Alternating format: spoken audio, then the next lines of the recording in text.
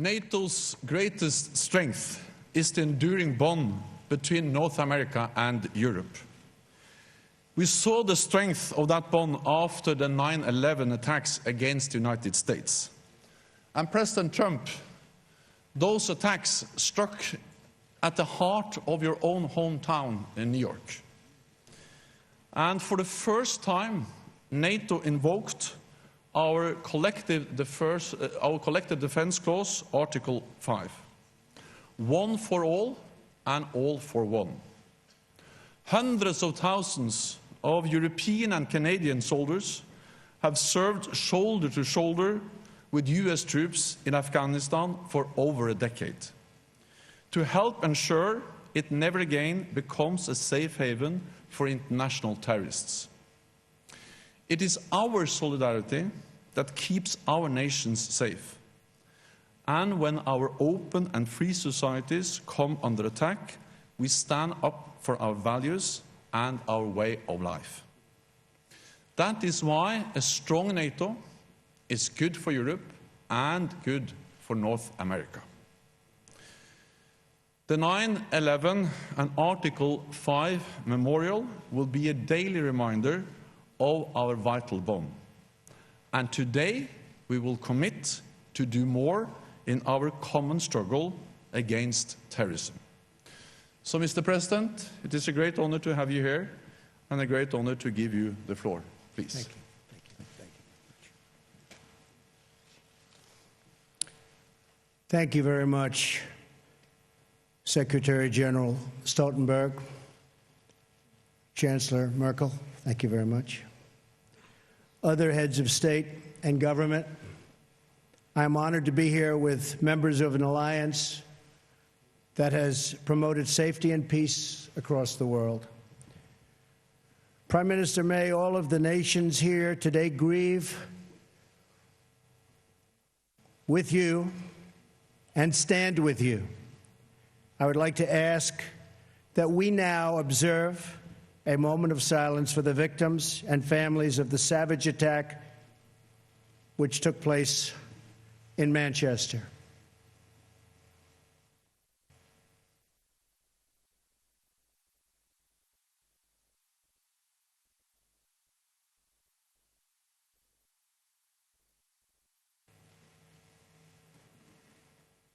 Thank you. Terrible thing. This ceremony is a day for both remembrance and resolve. We remember and mourn those nearly 3,000 innocent people who were brutally murdered by terrorists on September 11th, 2001. Our NATO allies responded swiftly and decisively, invoking for the first time in its history the Article 5 collective defense commitments. The recent attack on Manchester in the United Kingdom demonstrates the depths of the evil we face with terrorism. Innocent little girls and so many others were horribly murdered and badly injured while attending a concert. Beautiful lives with so much great potential, torn from their families forever and ever. It was a barbaric and vicious attack upon our civilization. All people who cherish life must unite in finding, exposing, and removing these killers and extremists. And yes, losers. They are losers. Wherever they exist in our societies, we must drive them out and never, ever let them back in. This call for driving out terrorism is a message I took to a historic gathering of Arab and Muslim leaders across the region, hosted by Saudi Arabia. There I spent much time with King Solomon, a wise man who wants to see things get much better rapidly. The leaders of the Middle East have agreed at this unprecedented meeting to stop funding the radical ideology that leads to this horrible terrorism all over the globe. My travels and meetings have given me renewed hope that nations of many faiths can unite to defeat terrorism, a common threat to all of humanity. Terrorism must be stopped in its tracks, or the horror you saw in Manchester and so many other places will continue forever. You have thousands and thousands of people pouring into our various countries and spreading throughout, and in many cases we have no idea who they are. We must be tough, we must be strong, and we must be vigilant. The NATO of the future must include a great focus on terrorism and immigration, as well as threats from Russia and on NATO's eastern and southern borders. These grave security concerns are the same reason that I have been very, very direct with Secretary Stoltenberg and members of the alliance in saying that NATO members must finally contribute their fair share and meet their financial obligations. But 23 of the 28 member nations are still not paying what they should be paying and what they are supposed to be paying for their defense. This is not fair to the people and taxpayers of the United States. And many of these nations owe massive amounts of money from past years and not paying in those past years. Over the last 8 years, the United States spent more on defense than all other NATO countries combined. If all NATO members had spent just 2% of their GDP on defense last year, we would have had another $119 billion for our collective defense and for the financing of additional NATO reserves.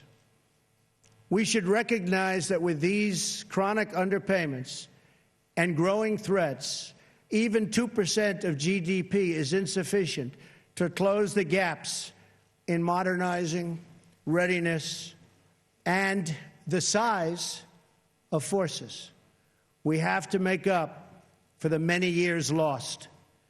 2% is the bare minimum for confronting today's very real and very vicious threats.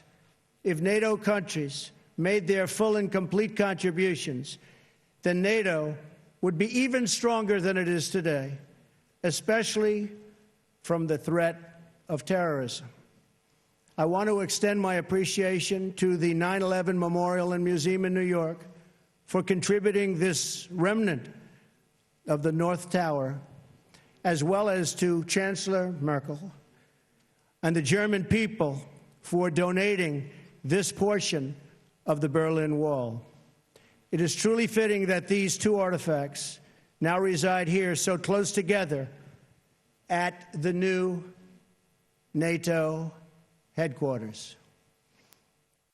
And I never asked once what the new NATO headquarters cost. I refuse to do that. But it is beautiful. Each one marks a pivotal event in the history of this alliance and in the eternal battle between good and evil. On one side, a testament to the triumph of our ideals over a totalitarian communist ideology bent on the oppression of millions and millions of people. On the other, a painful reminder of the barbaric evil that still exists in the world and that we must confront and defeat together as a group, as a world. This twisted mass of metal reminds us not only of what we have lost, but also what forever endures, the courage of our people, the strength of our resolve, and the commitments that bind us together as one. We will never forget the lives that were lost. We will never forsake the friends who stood by our side. And we will never waver in our determination to defeat terrorism and to achieve lasting security, prosperity, and peace. Thank you very much. It's a great honor to be here. Thank you. Thank you. Thank you very much.